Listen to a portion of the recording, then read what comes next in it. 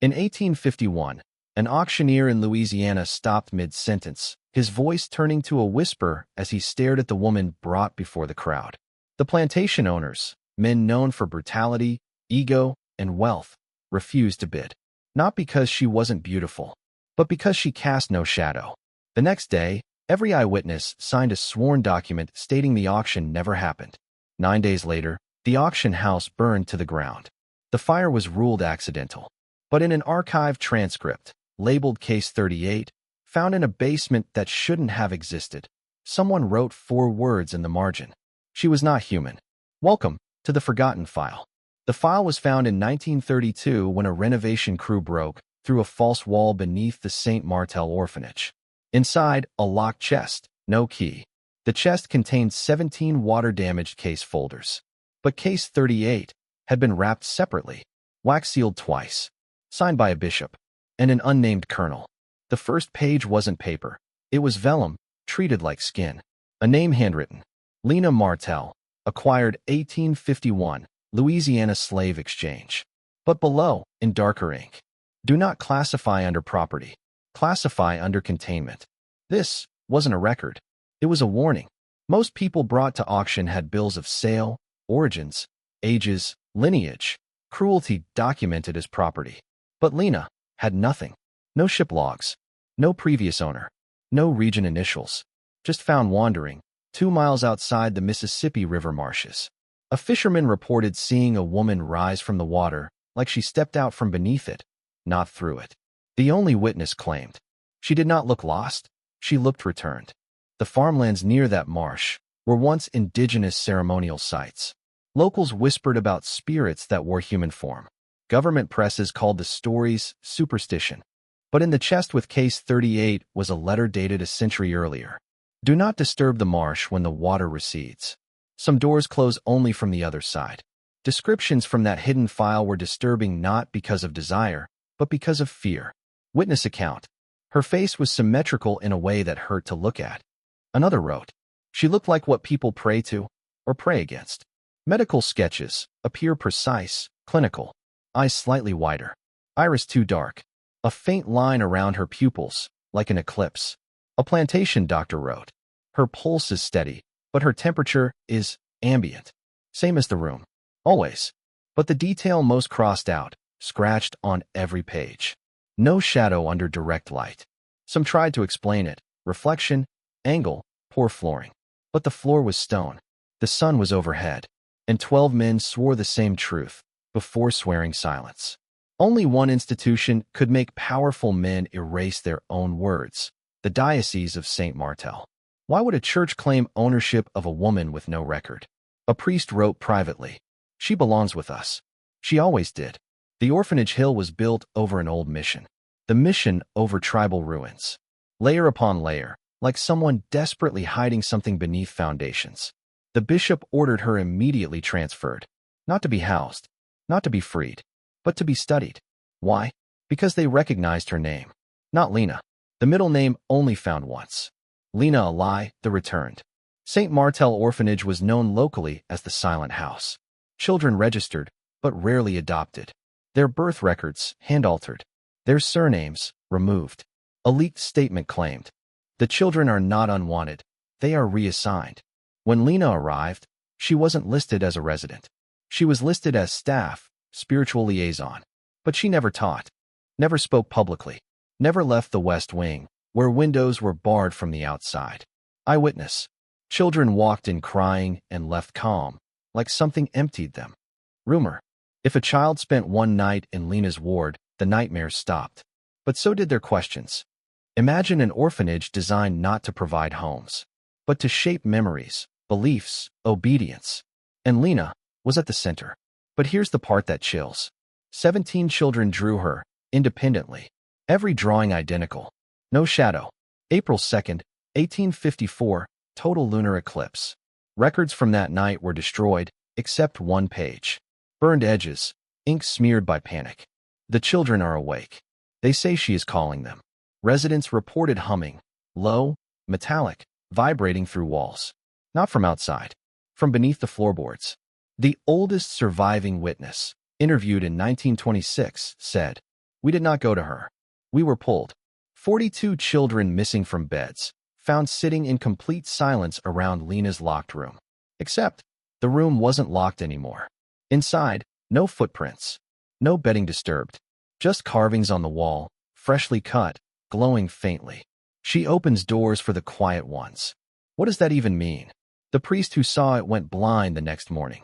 He wrote 3 words before losing speech. She isn't alone. A former caretaker, Joseph Harlan, fled the state, changed his surname, confessed on his deathbed. He said Lena never aged, never bled, never prayed. But the most unsettling confession. She spoke without opening her mouth, inside your thoughts, with your own voice. He claimed she asked a question. What did they tell you about us? Us, plural. When he asked who she was, she replied, a returned memory. Their children forgot us. He begged to be forgiven. She answered, it is not your forgiveness we seek. That implies someone else, something else, waiting. Not above, not below, just unseen. The Catholic record stops abruptly, but military communication begins. Case 38, recoded as bioanomaly, Louisiana asset. Signed by U.S. War Department, 5 years before the Civil War. They weren't afraid of Lena. They were interested. A report state. Potential influence over mass behavior. Nonviolent manipulation. Psychological compliance. Recommend further study, adaptive use. In short, they believed she could control, without force. But here is the contradiction. Another page warns. Do not let her near children. She remembers them. Why did she remember children that weren't hers? Or weren't hers yet? The horrific truth. The 1851 auction wasn't commerce. It was bait. To lure buyers, predators, powerful men. To watch how she reacted, emotionally, supernaturally. But she didn't react. Not to whistles. Not to threats. Not to appraisal like livestock. Instead, she looked each man in the eye, slowly, one by one. 3 fainted. 1 seized. 1 ran screaming into the street. She wasn't afraid of them. They were afraid of what she saw in them. Someone wrote, she looks at you like she already buried you. 1 artifact survived, a painting sealed behind slate. A portrait, but not realistic, symbolic. The artist wrote, I painted what I felt, not what I saw.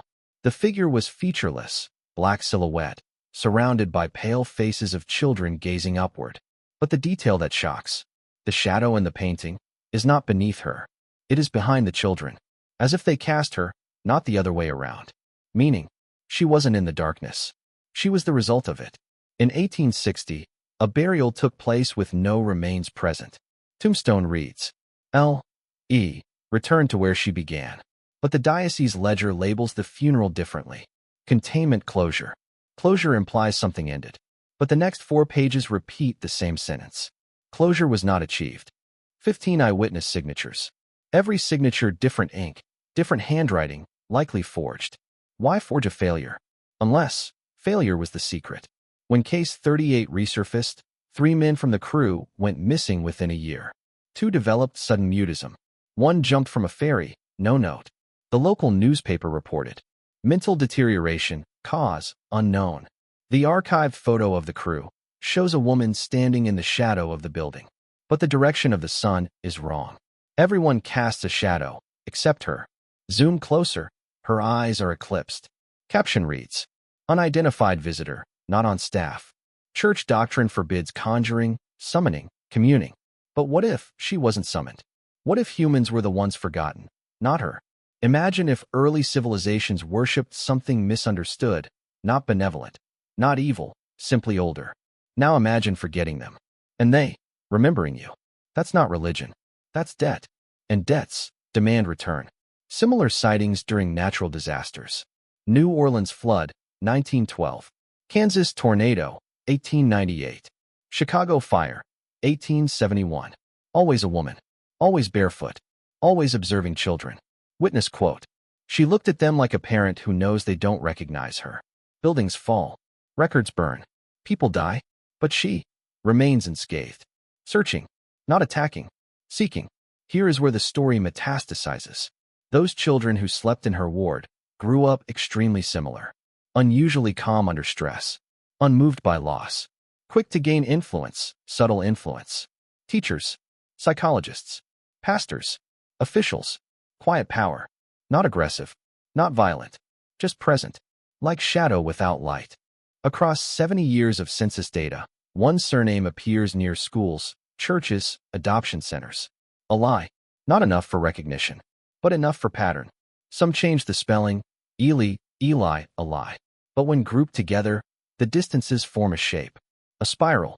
Widening. Like something returning outward from one center. Louisiana.